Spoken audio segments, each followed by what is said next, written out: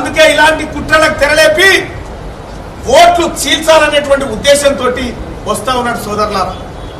మీ అందరికీ తెలుసు, ఈ దేశంలో ఏ రాజకీయ నాయకుడు కూడా తన సొంత కుటుంబ ఆస్తులను ప్రభుత్వానికి రాసిచ్చి రాజకీయాల్లోకి రాలే. ఒక్క తీన్మార్ మల్లన్న మాత్రమే వస్తా ఉన్నాడు అన్న విషయాన్ని మీరు గుర్తుపెట్టుకోండి. రైట్ టు రీకాల్ ని ఇంప్లిమెంట్ చేసేటువంటి మొట్టమొదటి ప్రక్రియను ఇవాళ తీన్మార్ మల్లన్నగా కాంగ్రెస్ పార్టీ అభ్యర్థిగా నేనే నిరూపించుకోబోతా ఉన్నా. ఒక ఏడాది పాటు గెలిచిన తర్వాత ఈ ఏడాదిలో తీన్మార్ మల్లన్న నువ్వు ఎంత పని చేసినావు, ఎంత వరకు మాకు న్యాయం చేసినావు అనేది review, right to recall referendum అంటారు దాన్ని. మీ అందరికి తెలుసు, మీరు మేధావులు. మీ అందరు కనుక ఏడాది పూర్తి చేసుకున్న తర్వాత మల్లన్న మేము ఓట్లేసి గెలిపిస్తే నువ్వు మేము అనుకున్నట్టు పని చేస్తున్నావు అనుకుంటే నెక్స్ట్ ఇయర్ కొనసాగాలి. లేదు మల్లన్న నువ్వు మేము అనుకున్న ఆశయాలకు అనుగుణంగా పనిచేస్తలేమంటే వెంటనే రాజీనామా చేసి మీ కాళ్ళ దగ్గర పెట్టుకోవాలి. ఈ మాట చెప్పే దమ్ము ఏ నాయకుడి కన్నా ఉందా ఇప్పుడు?